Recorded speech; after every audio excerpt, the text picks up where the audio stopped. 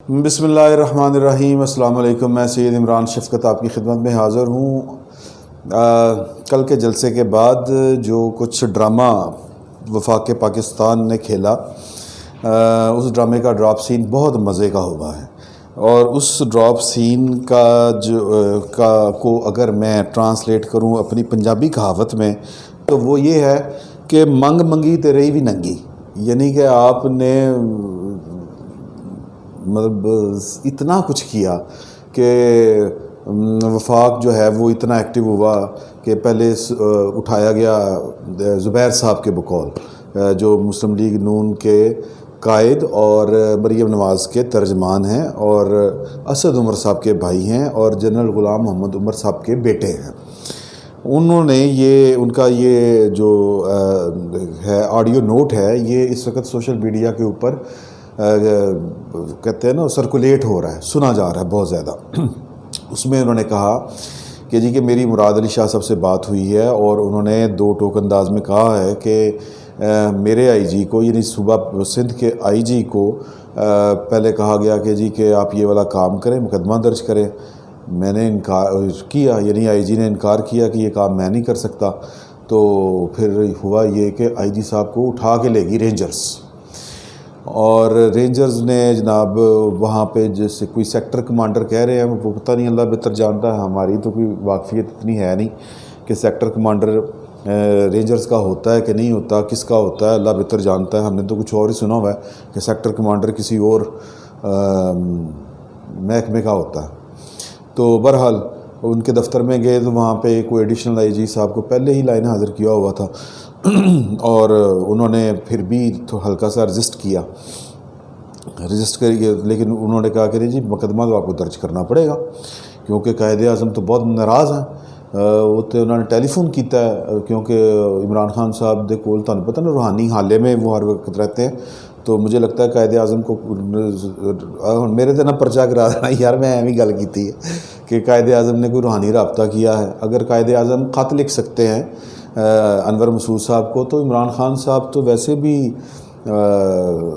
مرید ہیں اپنا پاک پتن شریف والوں کے، تو ان کو ہو سکتا ہے قائد اعظم نے کوئی ٹیلی فون کال کر دی ہو کہ تو میری بہت بڑی بستی ہوئی ہے، جو اتنے انہوں نے گند کو لیا، تو ان کو ذرا تن کے رکھیں۔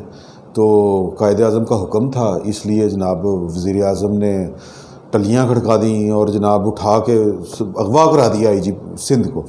تو آئی جی سندھ کہتے ہیں کہ بقول زبیر صاحب کے کہ یا مراد علی شاہ کے، کہ انہوں نے کہا کہ یہ کام ہم نہیں کر سکتے، یہ غیر قانونی ہے۔ تو انہوں نے کہا کہ نہیں، پرچہ آپ درج کر دیں، گرفتار ہم خود کر لیں گے۔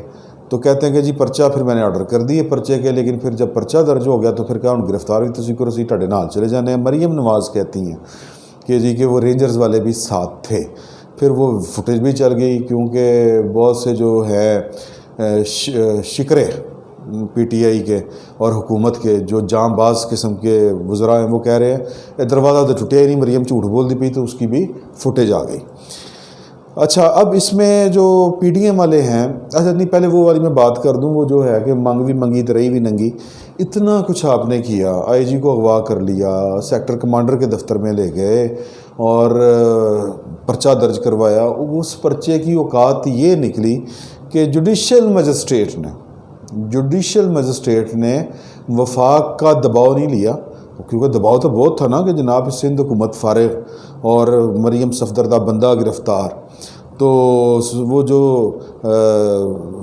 مجسٹریٹ صاحب ہیں، جوڈیشل مجسٹریٹ، اب پاکستان کا جو عدالتی نظام ہے اس کے اندر جو جوڈیشل مجسٹریٹ ہے یہ ملازم ہوتا ہے بیچارہ، اور میں چونکہ کورٹ رپورٹر ہوں اور میں نے اس طرح کے جو سیاسی مقدمات دیکھے ہیں، ان مقدمات میں یہ جو ملازم ٹائپ کے ہوتے ہیں، ماتحت عدالتوں کے جج صاحبان، ایون کہ جو سب سے بڑا ماتحت عدالتوں کا جو ڈسٹرکٹ کا ہیڈ ہوتا ہے اس کو ڈسٹرکٹ اینڈ سیشن جج کہتے ہیں، اور ڈسٹرکٹ اینڈ سیشن جج کی بھی بیچارے کی اتنی ہمت نہیں ہوتی کہ وہ بھی، کیوں انہوں نے ایلیویٹ ہونا ہے اور وہ اپنے نوکری کے آخری سالوں میں ہوتا ہے کہ یار کوئی میری پینشن نہ رک جائے، اس طرح کے معاملات ہوتے ہیں، سرکاری ملازم ٹائپ کے وہ لوگ ہوتے ہیں۔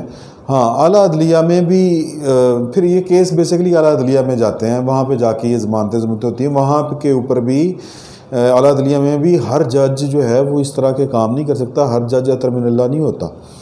تو میں نے مطلب بڑے واقعات میرے ذہن میں آ رہے ہیں. جسٹس رمدے صاحب کی عدالت میں ایک دفعہ کیس لگا تھا، تو انہوں نے کہا تھا کہ میری تے دعاواں ہی ٹاڑے نال نے. ناہید خان کا کیس لگا تھا ضمانت کا، تو میں تو آپ کے لیے صرف دعا ہی کر سکتا ہوں، میں یہ کیس نہیں سن سکتا. انہوں نے کیس سننے سے انکار کر دیا تھا. ایک لمبی بات ہے، میں اس میں نہیں جانا چاہتا، لیکن پوائنٹ جو میں میک کرنا چاہ رہا ہوں وہ یہ ہے کہ آپ کا بھاؤ لینا ختم کر دیا لوگوں نے.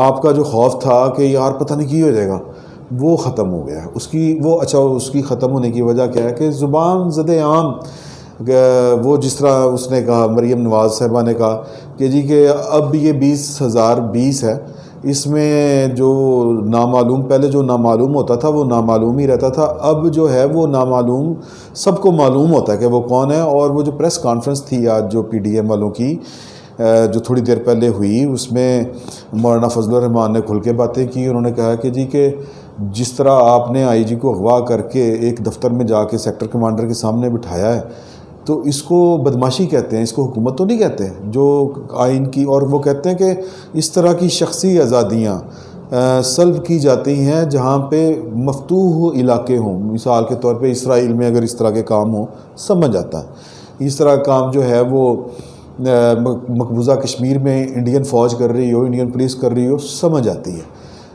سندھ میں آپ یہ کارروائی ڈال رہے ہیں، یار خدا کا خوف کریں. بہرحال وہ کہنے کا مقصد ہے کہ وہ کہتے ہیں کہ جی کہ کچھ تو لوگ، مریم نے کہا کہ میں بتا دیتی ہوں کہ سیکٹر کمانڈر کے دفتر میں لے کے گئے تھے.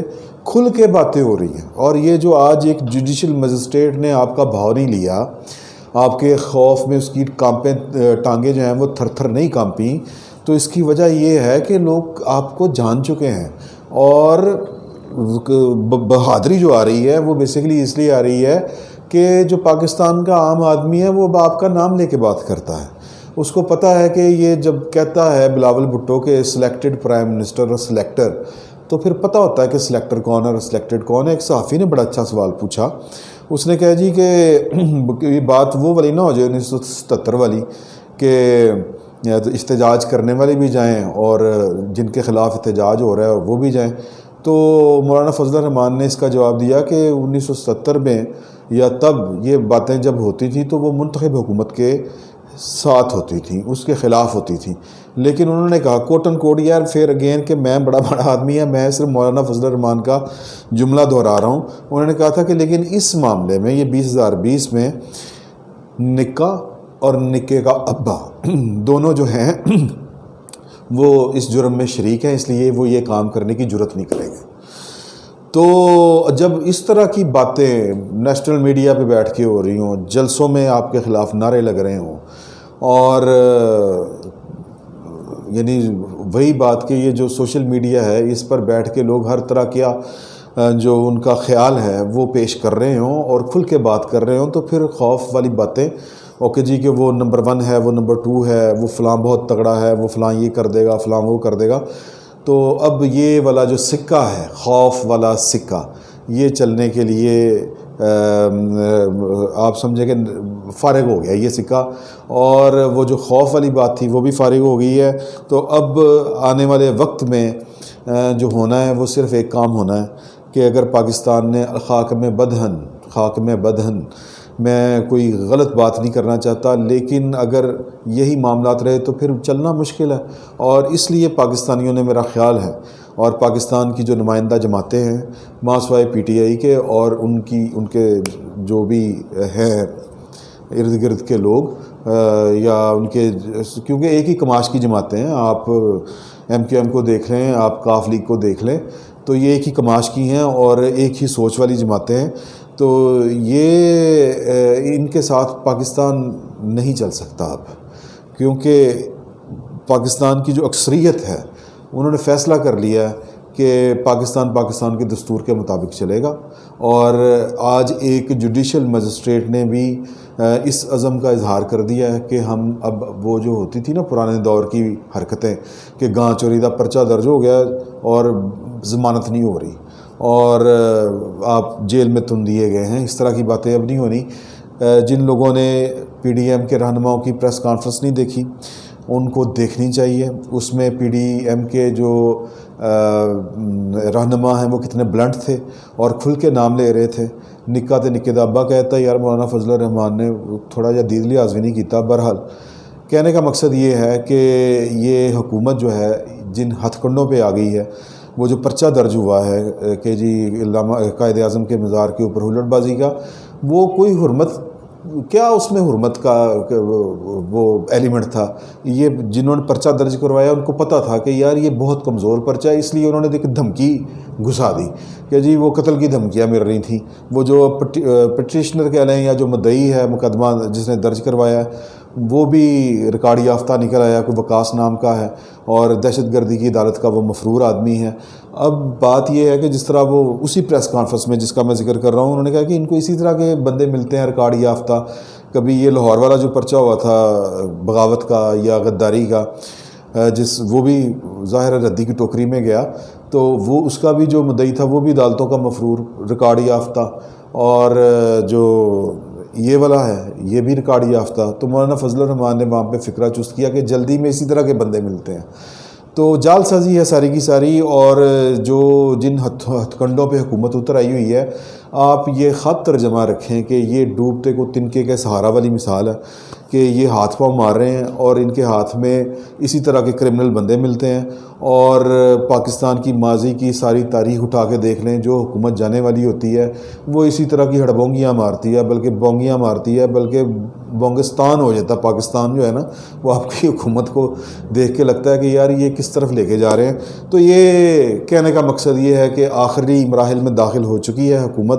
اس کی جو طبعی عمر ہے وہ 6 مہینے سال سے زیادہ نہیں ہے.